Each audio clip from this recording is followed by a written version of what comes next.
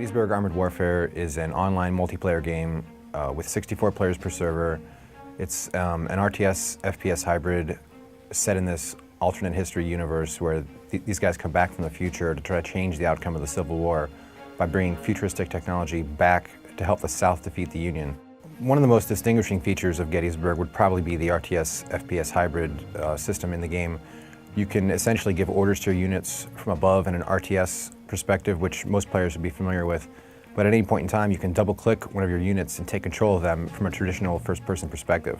The game features 14 different unit types, everything from the USS Cairo ship, the Ironside ship, to cavalry, to traditional 1860s soldiers with muskets, and futuristic soldiers with machine guns, RPGs, landmines, pretty much every type of weaponry you can imagine. And these units are sort of going to be balanced out, with different types of numbers. So a squad of 1860s soldiers would probably have like 16 soldiers in it, whereas a modern squad of soldiers would have like 4 units in it.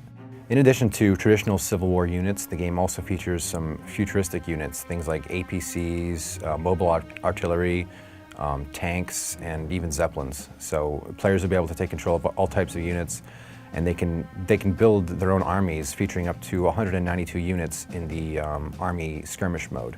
So they'll be able to control 192 units in the RTS mode, and at any point in time jump down and take control of these units in the multiplayer game. So the game worlds are pretty big. Technically they're 9 squared kilometers, and the Zeppelins are pretty helpful for scouting out terrain and sort of being like forward units, but they're also pretty useful for bombarding enemy units that are pretty far away. So because the game features an army builder, which allows players to sort of customize, and choose the units they want to use, they're going to be able to develop their own individual strategies. So if a player likes to sort of play it safe and cautious, they can select units that allow them to sort of cater to that play style. The more aggressive players are going to want to, take these fast-moving armored units and sort of support them with infantry battalions and things like that. But the army builder will allow players to sort of customize the experience to whatever play style they really want to use. But the game does feature 2 prominent gameplay modes. There's the deathmatch gameplay mode, and then there's the command point control or army skirmish mode, where the deathmatch mode is 64 players per server, with the players sort of controlling whatever units on the battlefield they want. It's sort of like a shared mode where all the units are controllable by all the players on the team. And the army skirmish mode is a much more lower player count. It's got like 4 players per server. And the players can build their own custom armies in that mode and sort of battle that out with each other, and that way fighting for command points placed throughout the map. So I've been developing the technology for a few years now. The game essentially supports 1,024 individually controllable units, all synchronized among 64 clients.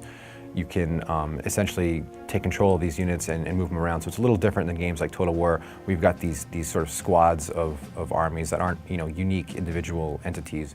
Whereas in my technology, each unit is an actual controllable character model with all its own unique attributes and things like this. So some of the gameplay in Gettysburg is pretty experimental in terms of what we're trying to do with it. Most gameplay modes in multiplayer games focus on lower player counts, 16, 24 players per server. But I think by throwing 64 players on this massive battlefield and sort of letting the players do whatever they want, we should get some pretty interesting things out of it.